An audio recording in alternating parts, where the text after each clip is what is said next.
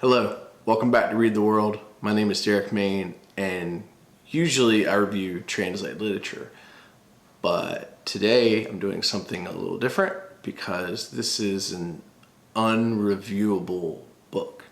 And if you're here, you've either read it or you should read it.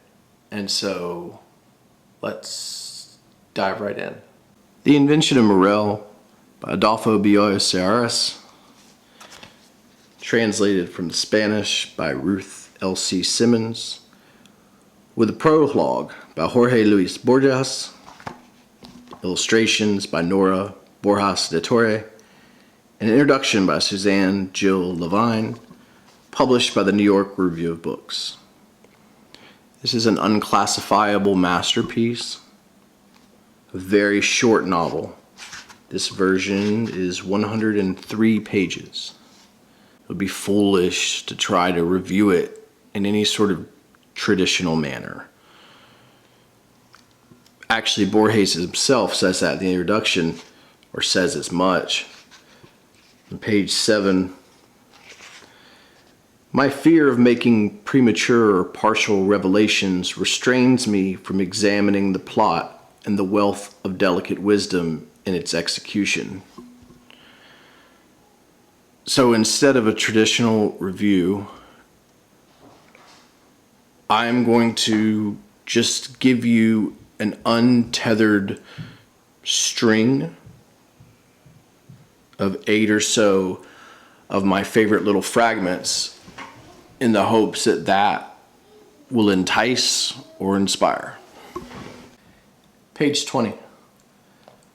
Although I have been making entries in this diary at regular intervals, I have not had a chance to work on the books that I hope to write as a kind of justification for my shadowy life on this earth.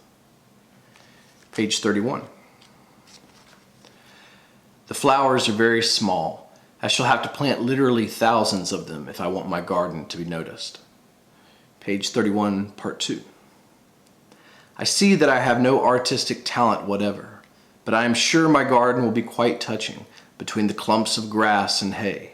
Naturally, it will be a fraud.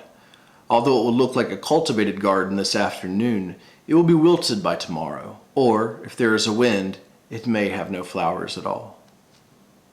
Page 34. I was going to say that my experiment shows the dangers of creation, the difficulty of balancing more than one consciousness simultaneously, but what good would that do? What solace could I derive from that? Everything is lost now. The woman, my past solitude. Since I cannot escape, I continue with this monologue, which now is unjustifiable. Page 65.